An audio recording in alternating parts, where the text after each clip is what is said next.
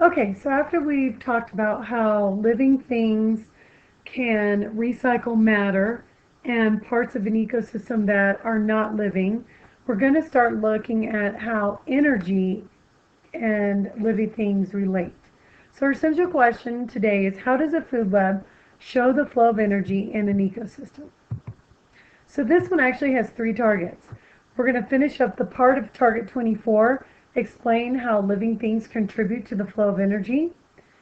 25, you should be able to justify why there are generally more producers than consumers in an ecosystem. And 26, you should be able to design a food web diagram to show the flow of energy through an ecosystem. Okay, a producer is any living thing, any organism that can make their own food. They can do this in a couple of different ways. The first process is photosynthesis. Most plants can produce their own food through the process of photosynthesis, where they take sunlight, carbon dioxide, and water, and that gets turned into their food, which is called glucose. Another way is chemosynthesis. This is where instead of using light energy from the sun, you can use chemicals, and living things can do this by hydrothermal vents, and they can turn that into their own food. One of the biggest things about producers is they have the most energy in the ecosystem because they can make their own food. Animals and humans do not have the most energy because we have to get our food from someplace else. So we have to feed off plants. We have to feed off animals in order to get our energy. Plants do not have to feed off anything. They can make their own. And that is why they have the most energy in an ecosystem. Now, let's talk about energy transfer. So we've talked about energy this year, and we've talked about what it means to transfer from one form to the next. So energy can be converted or changed from one form to another and from one organism to another. So this is where Target 24 is talking about how living things affect the flow of energy. We're going to explain that right now.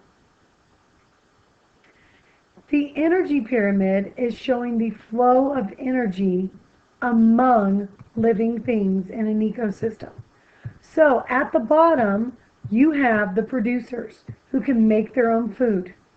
So they have the most energy, and that's why they are the base of the energy pyramid, because that's the largest section of a pyramid, and they have the largest amount of energy. Then you've got what's called your primary consumer. These are consumers that must feed off plants to get their energy. Now, when they do that, they use up energy while they're trying to feed. So, not all the energy from the producers gets directly translated to the primary consumers. They lose some of that, and it goes out into the atmosphere, usually in the form of heat energy. So, if you notice, if producers have 1,000 kilocalories, only 100 of those kilocalories go into the primary consumer. And these are our omnivores and herbivores. Those are ones who are able to eat and feed off plants. Then you have your secondary consumers. Secondary consumers feed off the primary consumers. Notice the amount of energy that they get. They only get 10 kilocalories out of that 100 because they use up a lot of energy capturing their prey.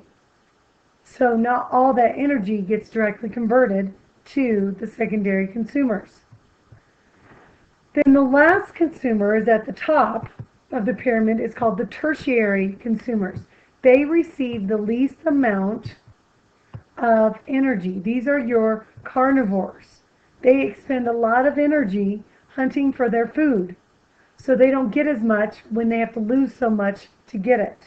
So that's why they're at the top of the pyramid, because that's the least amount of energy. So in an ecosystem, producers have the most energy, and then primary, secondary, and tertiary. Now, so let's think about how does that relate? Living things transfer energy through an ecosystem. by the predator, what they eat, and the predator and prey relationship. So as a living thing feeds off another living thing, there's a transfer of energy going on there.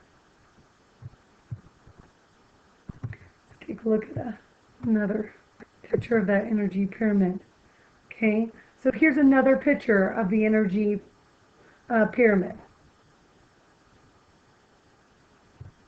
So again, you have your producers at the base with the most energy, primary consumers, secondary consumers, tertiary consumers.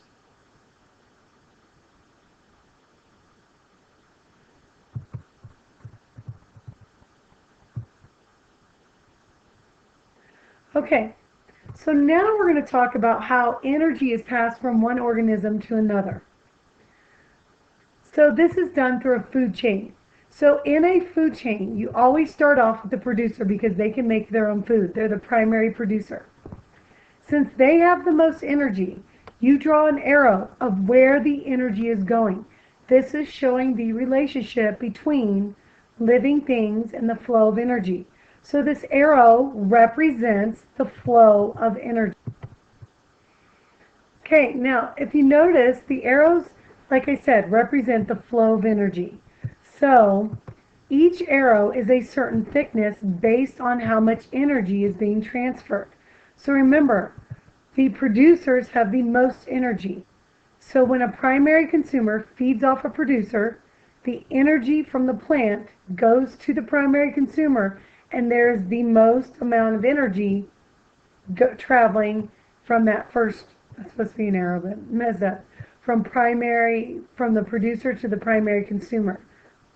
Notice, as you go down the food chain, that arrow gets smaller because the energy gets smaller and smaller. So as you go through a food chain, the amount of energy that gets pushed through from one organism to another gets smaller and smaller each time. So when you create your own food chain, you've got to make sure your arrows represent that. The thickest arrow should be from the producer to the primary consumer, showing that has the most flow of energy. The thinnest arrow should be from the secondary consumer to the tertiary consumer because that has the least amount of energy. So that's how living things transfer energy through an ecosystem by a food chain. Now when you take a look at an ecosystem, there isn't just one food chain. There are many food chains. So then you can create what's called a food web to show all the relationships, all the feeding relationships in an ecosystem along with the flow of energy. So a food web is all the different food chains that are part of an ecosystem. So if you look at this picture right here, you notice there's a producer right here, the flower. Okay, that's our plant. There are a lot of things that feed off that plant that are getting energy from the plant. Then those primary consumers are getting fed off of by the secondary consumers. And then the secondary consumers are getting fed off of by the tertiary. So food web is just showing you all the different food chains that are inside an ecosystem.